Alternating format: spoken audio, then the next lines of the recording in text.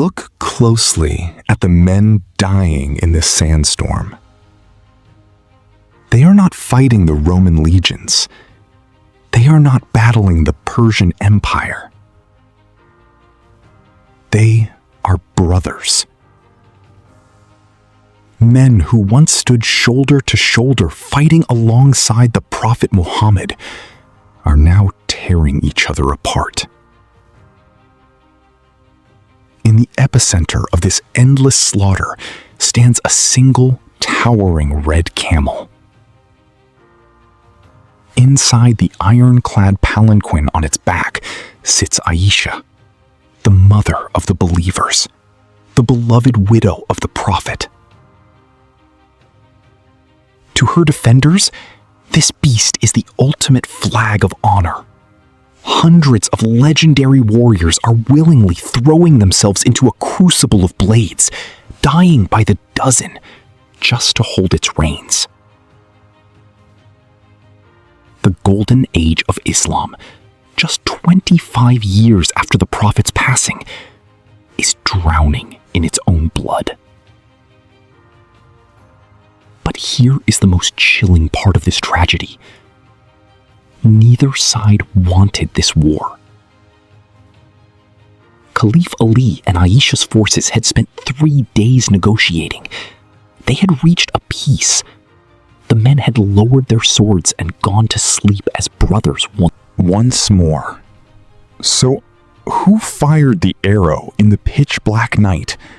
Who orchestrated the ultimate betrayal to ignite a war that would permanently fracture the Muslim world?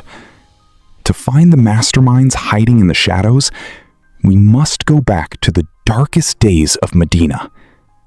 This is the story of the First Fitna, the day the Ummah broke. For the Empire! Kill them all!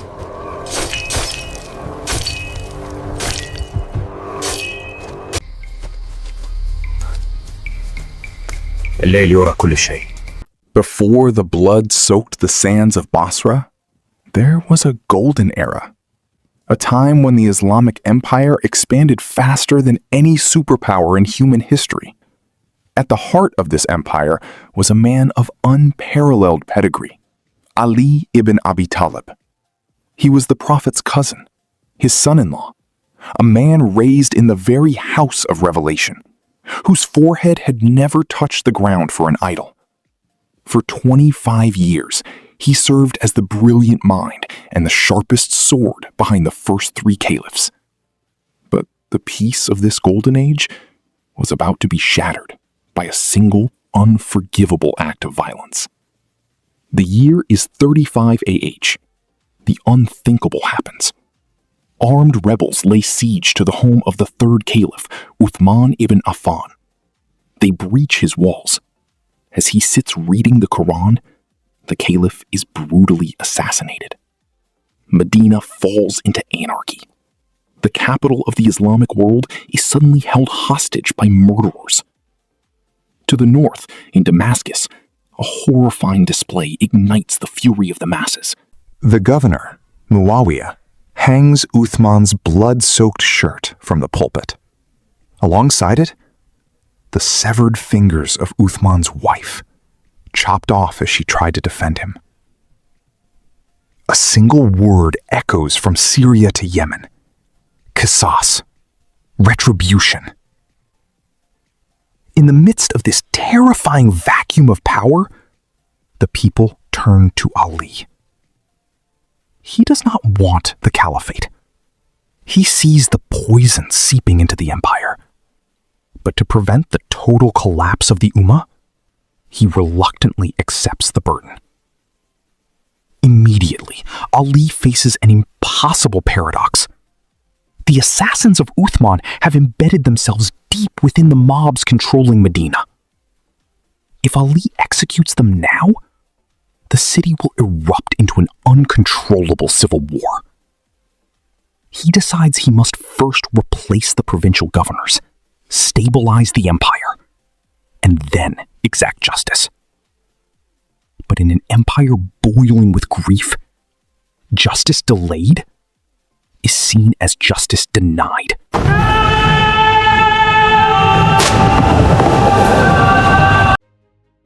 Hundreds of miles away in Mecca, patience has run out. Two of the Prophet's most legendary companions, Talha and Zubair, men promised paradise, cannot stomach the sight of Uthman's killers walking free. They unite with a voice carrying unparalleled moral authority, Aisha, the mother of the believers. Overwhelmed by grief and a righteous demand for the law of God to be upheld, they declare that they will not wait for Ali to secure his government. They will hunt down the assassins themselves. A massive army forms. They leave the holy sanctuary of Mecca and march toward the city of Basra, where many of the rebels are hiding. The line has been drawn. Two forces of undeniable righteousness are now on a terrifying collision course. The Meccan army marches toward Basra under the cover of night, but as they pass through a desolate, rocky valley, the stillness is shattered. A pack of wild dogs surrounds the caravan, barking fiercely at Aisha's camel. She asks her guides the name of this dark place. They reply, Hawab. A chill runs down Aisha's spine. A haunting memory surfaces. Years ago, the Prophet Muhammad looked at his wives and issued a terrifying, cryptic warning. Which of you will be the one the dogs of Hawab bark at? Stricken with dread, realizing the dark omen, she halts the army and begs to turn back to Mecca. But her commanders plead with her.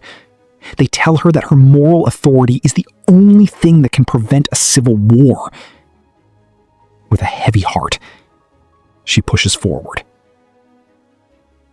The die is cast. The Meccan forces secure Basra, but their grip on the city is short-lived. On the horizon, a massive dust cloud eclipses the sun. Caliph Ali has arrived with a formidable army from Kufa. For the first time in Islamic history, two colossal Muslim armies stand face to face on the battlefield. The tension is suffocating. These are men who conquered the Persian and Byzantine empires together. Now, they are aiming their arrows at one another's chests. If a single soldier drops a sword or a single horse panics, a massacre of unimaginable proportions will begin. But Ali refuses to let the Ummah bleed. Showing staggering courage, the Caliph rides out into the space between the armies, completely unarmed. He calls out to his old friends, Talha and Zubair. Face to face, weeping at the tragedy of their situation, Ali reminds them of their shared brotherhood. He reminds them of the Prophet's love for them all. For 3 agonizing days, they negotiate. And then, a diplomatic miracle. An agreement is reached. The assassins of Uthman will be investigated and brought to justice legally. There will be no war. A massive wave of relief sweeps over the desert. The soldiers lower their weapons, praise God, and go to sleep in peace. But peace is a death sentence for the men hiding in the shadows. The assassins of Uthman, embedded deeply within Ali's ranks, realize that if this truce holds, they will be executed by morning. They hatch a demonic plan. In the dead of night, while both armies sleep deeply, the assassins split into 2 groups. Under the cover of total darkness, they launch a simultaneous, brutal strike on both camps. Chaos erupts. Men are slaughtered in their sleep. Blinded by the darkness and panicked by the fire, the Meccans believe Ali has broken the sacred truce. Meanwhile, Ali's forces believe the Meccans have betrayed them. The diplomatic miracle is murdered in the dark. As dawn breaks, there is no more room for words. The swords are drawn, only to have their hands severed. As soon as one man falls, another leaps over his body to take his place. The palanquin becomes a horrifying pincushion, bristling with arrows. In the meat grinder below, two titans of Islam, Talha and Zubair, are struck down. The companions promised paradise have fallen on the sand. The casualties are mounting into the thousands. Caliph Ali watches the carnage from a ridge. His heart is completely broken. He looks at the thousands of bodies littering the sand. He realizes a terrifying truth. The Meccan warriors will never surrender as long as the mother of the believers is elevated above the battlefield. They will fight to the last man to protect her honor. To save the remaining lives of his brothers, Ali must do the unthinkable. He turns to his commanders and issues a desperate, heavy command.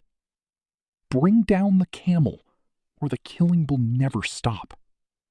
A strike team pushes through the impenetrable wall of defenders.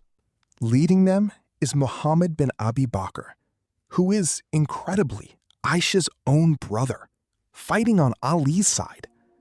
He fights his way through the blood and sand until he stands directly beneath the towering beast. With one devastating, desperate swing of his blade, he strikes the camel's legs. The massive beast collapses to the earth with a crash that shakes the desert. And just like that, the spell is broken. Seeing their banner fall, the Meccan fighters drop their swords. The battle of the camel is over. But the true tragedy has just begun. When the dust finally clears, the silence that falls over Basra is heavier than any war cry. Over 10,000 men lie dead in the sand. There is no cheering. There is no celebration of victory. Caliph Ali walks through the carnage, looking at the faces of the fallen Meccans and Kufans alike. He falls to his knees, weeping openly for the men who had once fought by his side to build the very empire they had just torn apart. The First Fitna had claimed its blood. But in the midst of this unfathomable tragedy, the world was about to witness a masterclass in true Islamic grace. Ali approaches the shattered palanquin of Aisha. He does not arrive as a vengeful conqueror. He arrives as a grieving brother. Showing the ultimate prophetic character, Ali ensures the mother of the believers is completely unharmed. He speaks to her with profound reverence. He equips her with provisions, assigns her own brother Muhammad to accompany her, and provides a royal, heavily guarded escort to safely return her to Medina. In the darkest hour of the empire, Ali proved that while their swords were drawn, their faith and respect for the Prophet's household remained entirely unbroken. But the damage to the Islamic world was irreversible. Following the battle, Medina, the city of the Prophet, lost its status as the capital of the Islamic Empire forever. Ali moved the seat of power to Kufa, Iraq, to stabilize the fractured territories. But the bloodshed at Basra was only the opening act. This war shattered the taboo of Muslims fighting Muslims. It birthed the extremist Kharizite sect, set the stage for the even deadlier Battle of Siffin, and ultimately paved the road to Ali's own tragic assassination. The Battle of the Camel is one of the most painful chapters in human history. It was not a clash of good versus evil. It was a tragedy of right versus right, clouded by the shadows of deception. It leaves us with a chilling, eternal warning. The greatest empires in the world are rarely conquered by the enemies of their swords. They are broken by the ones they hold within.